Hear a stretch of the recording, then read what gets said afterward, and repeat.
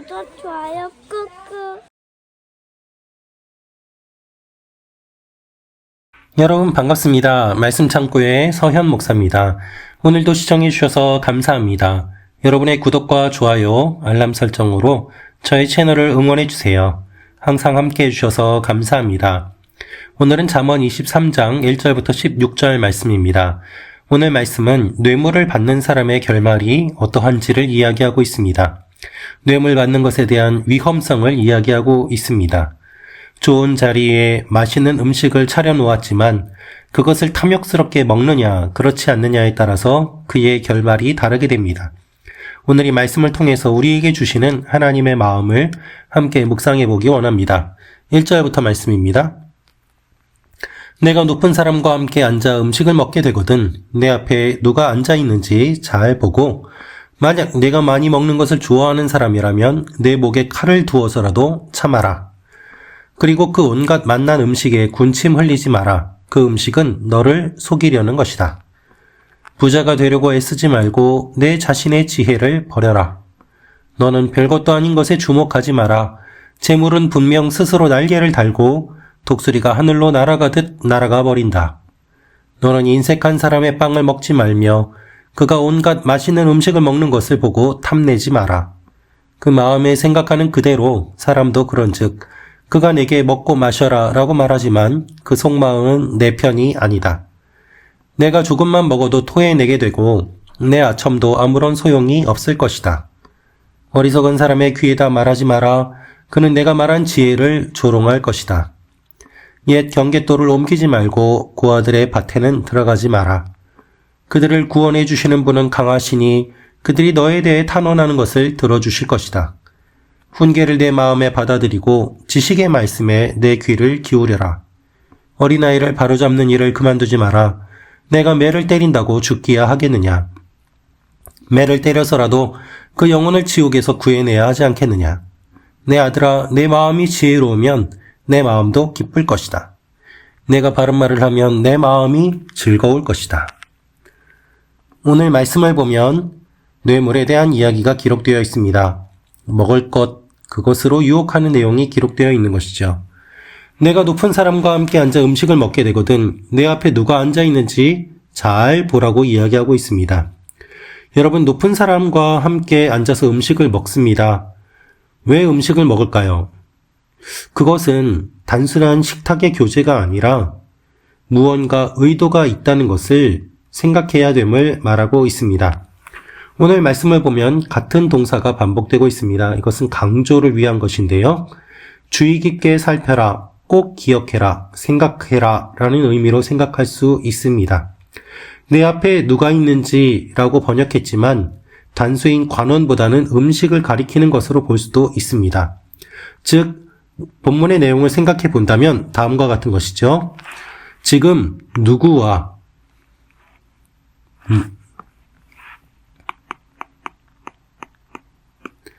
무엇을, 누구와 함께 있고 무엇을 하고 있는지 이것을 생각해 보라는 것입니다. 이것을 생각하지 않고 그저 이런 자리에 앉아 있다면 위험할 수 있다고 이야기하고 있는 것이죠. 그래서 반드시 이것을 생각하라고 말하고 있습니다. 특히 생각하는 데 있어서 방해되는 것이 무엇인가 하면 바로 욕심입니다. 탐욕이죠. 내가 많이 먹는 것을 좋아하는 사람이라면 내 목에 칼을 두어서라도 참으라고 이야기하고 있습니다. 식욕이 강한 사람 또는 음식을 탐하는 사람으로 이해할 수 있습니다. 그런데 이 말의 의미는 무엇인가 하면 결국 욕심입니다. 욕심에 사로잡힌 사람, 욕심에 눈이 먼 그 사람이 되지 말라고 이야기하고 있는 것입니다. 음식에 사로잡힌 이 사람은 눈에 보이는 것이 없습니다. 음식만 보입니다. 그 결과 어떻게 됩니까? 실수하죠. 내가 왜 앉아 있는지, 왜 이 사람과 있는지, 무엇을 먹고 있는지, 왜 먹고 있는지, 온갖 맛난 음식에 군침을 흘리면 이것이 속이는 것이기 때문에 속을 수밖에 없다고 이야기하고 있습니다. 여러분, 지금 많은 음식이 차려져 있습니다. 그것은 미끼입니다. 그리고 탐하는 것은 함정에 빠지는 행동입니다. 여러분, 음식을 이야기하고 있지만 결국 이것은 무엇을 말합니까? 뇌물, 재물, 이것을 이야기하고 있기도 합니다. 부자에게, 권력 있는 사람에게 함께 하는 것, 그것은 사람의 본성일 수 있습니다. 권력자 옆에서 같이 사진을 찍은 것 하나로도 아, 나도 권력자 옆에 있어. 나도 실력자야. 그렇게 사람들을 속일 수 있는 것이죠. 누구와 밥을 먹느냐, 누구와 사진을 찍느냐, 누구와 함께 있었느냐, 그것을 통해서 자신의 지위와 권리를 자랑하기도 합니다. 그래서 이렇게 높은 사람과 함께 하는 것, 그것 자체가 권력이 되고 힘이 되는 그러한 상황 가운데서 같이 식사를 하는 것은 결코 순수하지 않음을 이야기하고 있는 것입니다. 먹을 것을 차려놓았습니다. 함께합니다. 그러면 여러분, 높은 사람이 왜 초대를 했겠습니까? 왜 먹을 것을 준비했겠습니까? 그것은 무엇인가? 의도가 담겨 있습니다. 내가 이거 해주는 대신에 나에게 다른 것들을 갖다 바쳐라 라고 이야기하는 것이죠. 음식을 먹었으면 먹은 만큼 대가를 지불해야 됩니다. 공짜 밥은 없습니다. 이것이 오늘 말씀이 이야기하고 있는 내용입니다. 여러분, 높은 사람에게 뇌물을 갖다 바치는 일들이 있습니다. 높은 사람이 뇌물을 요구하기도 합니다. 그렇게 뇌물을 바치고 뇌물을 받는 일들, 그 결과는 언제나 좋지 않은 결과를 가져왔습니다. 당시에는 좋을 수 있겠죠. 당장 명품백을 선물로 받으면 기분이 좋을 수 있습니다. 자신의 권력을 확인할 수 있습니다. 명품 시계를 받으면 그것으로 자신이 무엇인가에 해준 것에 대한 대가를 받았다고 생각할 수도 있습니다. 그러나 그 모든 것들은 언제나 나쁜 결말을 가져왔습니다. 여러분, 그런 것들에 탐욕되어서는 안 됩니다. 탐욕으로 우리의 눈이 감추어져서는 안 되고 가려져서는 안 됩니다. 그래서 이러한 방법으로 부자가 되지 말라고 이야기하고 있는 것입니다. 부자가 되려면 힘겹게 노동해야 됩니다. 오해하지 마십시오. 그러면은 금융소득은 잘못된 것이냐, 그런 이야기를 하는 것이 아닙니다. 여기에서 이야기하고 있는 것은 정직입니다. 바른 방법으로 정당한 대가를 받는 것, 그것이 필요한 것이죠. 부정과 불의로 쌓은 부는 반드시 무너지게 되어 있습니다. 부를 탐하는 사람이 맹금류처럼 날아다니다가 사냥감 위에 내려앉습니다. 그래서 위에서 돌아다니다가 먹이를 낚아채는 것처럼 사람들을 낚아채고 사람들의 돈을 빼앗아갑니다. 마찬가지로 부는 스스로 맹금류로 변신해 하늘로 날아오릅니다. 금방 사라지는 것입니다. 분별력 없이 부를 손에 넣으려는 태도, 그것은 잘못된 것입니다. 그래서 별것도 아닌 것에 주목하지 말라고 이야기합니다. 재물은 분명히 스스로 날개를 달고 독수리가 하늘로 날아가듯 날아가 버리기 때문입니다. 여러분, 쉽게 들어온 돈은 쉽게 나갑니다. 이것이 이 세상의 원리요, 영적인 원리임을 이야기하고 있는 것입니다. 어떤 것이든 마찬가지입니다. 영적인 것도 마찬가지입니다. 내가 하나님 앞에 몸부림쳐서 얻어낸 진리와 신앙의 경험, 그것과 쉽게 영상을 통해서 누군가의 간증을 통해서 또 어떤 것을 통해서 가볍게 얻어내는 것들, 그것은 분명한 차이가 있습니다. 하나님 앞에 몸부림치며 기도하는 것과 누군가가 가볍게 기도하는 것을 들음으로 그냥 기분 좋아지고 은혜로워지는 것, 그것은 큰 차이가 있는 것이죠. 너는 인색한 사람의 빵을 먹지 말라고 이야기하고 있습니다. 선한 눈을 가진 사람은 가난한 사람에게 양식을 나누어 주는 반면에 악한 눈을 가진 사람은 모든 것에 인색한 사람입니다.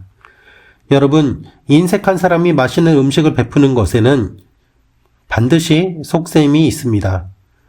그래서 우리가 무엇을 먹을 때, 어떤 식사 자리에 갈 때, 누군가를 만날 때 항상 우리는 생각해 볼 필요가 있는 것이죠. 그의 속마음은 너의 편이 아니다 라고 이야기합니다. 겉으로는 함께 먹고 마시자, 편하게 먹어라 라고 이야기하지만 속마음은 내 편이 아니고 내가 조금만 먹어도 토해내게 되고 그 사람의 의도가 있기 때문에 아첨도 아무런 소용이 없을 것이라고 이야기하고 있습니다. 파괴의 결말, 망할 결말이 확정적임을 이야기하고 있습니다. 사랑하는 말씀 참고 가족 여러분, 우리가 먹는 것을 잘 먹어야 됩니다. 결국엔 토해내게 되어 있습니다. 누구와 먹느냐, 어떤 것을 받아들이느냐, 어떤 것을 주머니에 넣느냐 중요하죠. 하나님께서는 이렇게 말씀하십니다. 옛 경계도를 옮기지 말고 고아들의 밭에는 들어가지 마라. 하나님은 고아의 아버지, 과부의 보호자가 되십니다. 그래서 이들의 분깃을 확정하고 지켜주십니다. 이것을 빼앗으면 안 됩니다. 하나님께서 그냥 두지 않으십니다. 그래서 그들을 구원해 주시는 분은 강하시니 그들이 너에 대해 탄원한 것을 들어주실 것이다 라고 말씀하고 계십니다. 하나님이 강한 분이기 때문에 고아와 과부를 지켜주고 돌보아 주십니다. 그러므로 여러분, 하나님을 경험하기 위해서는 어떻게 해야 될까요?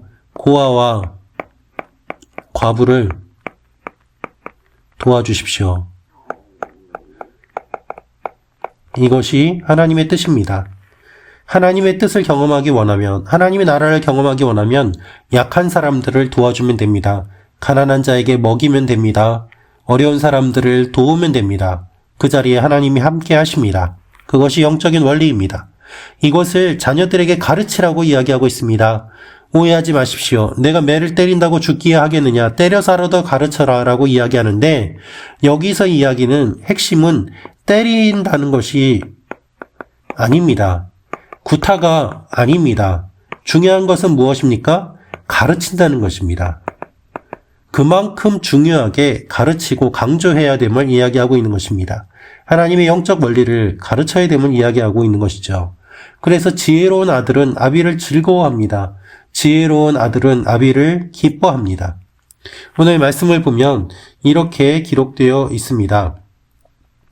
심장과 콩팥이 나오는데요. 15, 16절의 하반절에 이렇게 표현들이 나오면서 마음이라는 것, 이것이 반복되는데요.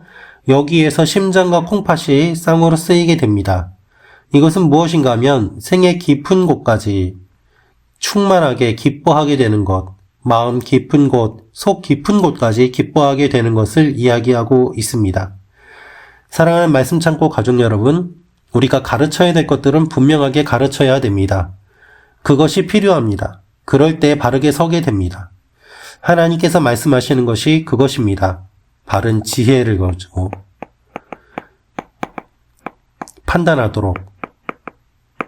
그래서 우리가 무엇을 먹는지, 누구와 먹는지, 왜 먹는지, 뇌물의 자리에 서 있는 것은 아닌지, 누가 나에게 뇌물을 요구하는 것은 아닌지, 내가 은근히 뇌물을 바라고 있는 것은 아닌지, 우리의 모습을 돌아보며 하나님 앞에 우리의 모습을 적용해 볼 필요가 있습니다.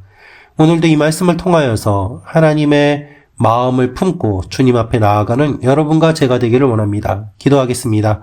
사랑하는 아버지 하나님, 우리가 누구와 먹고 마시는지, 어떤 자리에 있는지 분별하게 하여 주옵소서. 우리에게 지혜를 더하여 주옵소서. 바르게 판단하게 하여 주옵소서. 예수님의 이름으로 기도합니다. 아멘.